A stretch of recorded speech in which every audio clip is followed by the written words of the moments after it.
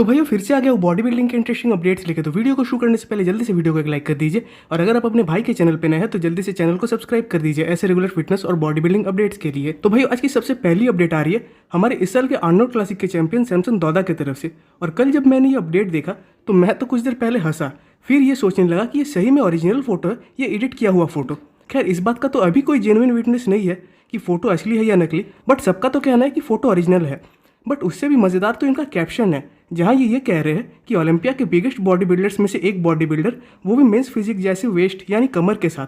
और भाई कैप्शन अगर उन्होंने ये डाला भी है तो कैप्शन मुझे कहीं से कहीं तक गलत तो नहीं लगता, यानी जेन्युइन लगता है, क्योंकि सैमसन के पास साइज़ है, वो भी मास मॉन्स्टर वाली। इससे तो आप सभी एग्री करोगे।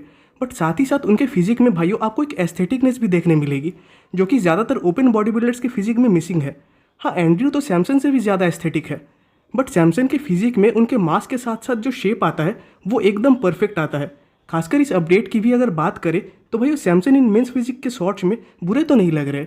और अगेन उसके पीछे रीज़न है उनका एस्थेटिक फिजिक, क्योंकि कहीं ना कहीं उनकी हाइट भी उन्हें एडवांटेज देती है, जो कि उनके उतने हेवी वेट फिजिक को भी कहीं ना कहीं परफेक्ट शेप में दिखाती है।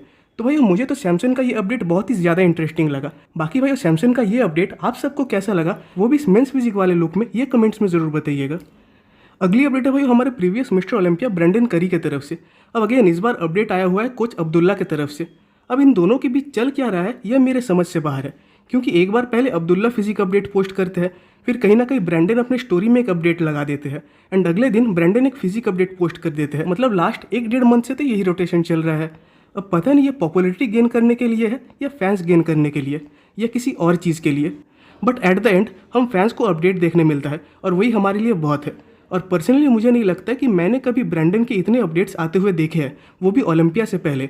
अब बात करते हैं अगर इसी फिजिक अपडेट के ऊपर, तो भाई मुझे तो नहीं लगता कि इस बार ब्रेंडन और उनके कोच साइज़ को ज़्यादा प्रायोरिटी देने वाले हैं स्टेज पे, क्योंकि ऑलरेडी उसके लिए लास्ट टाइम ब्रेंडन की प्लेसिंग गिरी थी। तो माना कि इस अपडेट में ब्रेंडन का जो साइज़ है वो कम दिख रहा है, बट साथ ही साथ उनकी फिजिक बहुत ज़्यादा कंडीशनड और पील्ड दिख रही है। खासकर लास्ट टाइम लेग्स उनके लिए क्रिटिसिज्म का पॉइंट था, बट इस बार उन्होंने अपने लेग्स को भी इम्प्रूव किया है। और इस करेंट अपडेट में ब्रेंडन का साइड पोस्ट सही में मुझे बहुत ज़्यादा बढ़िया लग रहा है। खासकर ग्लूट्स और हैमस्ट्रिंग्स उनके बहुत ज़्यादा बढ़िया आ रहे हैं। तो भाई उम्मीद है कि ब्रेंडन इस बार अपने प्लेसिंग को ओलंपिया में ऊपर की तरफ लेके आए। अब भाई अगले अपडेट की ओर बढ़ने से पहले आप सबसे मेरा एक रिक्वेस्ट है कि अगर आप सबको मेरा ये रेगुलर कंटेंट अच्छा लगता है तो आपके भाई को सपोर्ट करने के लिए प्लीज़ इस चैनल को एक सब्सक्राइब कर दीजिएगा। अगली अपडेट है भाई हमारे previous classic physique mister Olympia Breon Ansley की तरफ से।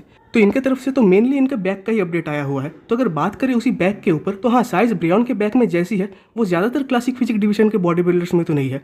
अब ज़्यादातर मतलब सारे नहीं, तो बैक में साइज तो है ही, साथ ही साथ थिकनेस और डेंसिटी भी काफ़ी कमाल की है। वहीं बैक की कंडीशनिंग भी काफ़ी कमाल की है।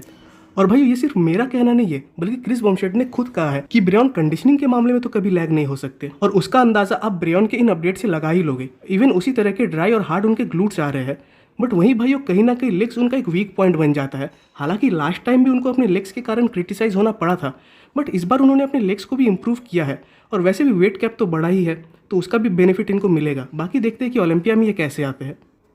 अगली अपडेट है भाइयों लीजेंड शो के विनर चार्ल्स ग्रिफिन की तरफ से। अब इनके तरफ से इनके फ्रंट और बैक दोनों साइड्स का अपडेट आया हुआ है। तो शुरू करें अगर फ्रंट से, तो पहली बात तो इनके पेक टियर वाले पार्ट का अभी क्या कंडीशन चल रहा है ये एक डाउट है, बट अगर उसको साइड करके बात करें देन फ्रंट से इनकी फिजिक हार्ड और कंडीशन तो लगी रही है।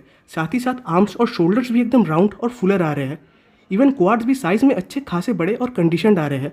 वहीं बैक के ऊपर देखें तो हाँ, बैक में थोड़ी कमी तो देखने मिलती है थिकनेस और डेंसिटी की, बट स्टिल कंडीशनिंग और सेपरेशन इनके बैक में बहुत बढ़िया आता है। खासकर लोअर बैक में जो स्ट्राइसेंस आते हैं वो कमाल का है। तो देखने वाली बात होगी कि इस साल ओलंपिया में किस प्लेसिंग पे आते हैं।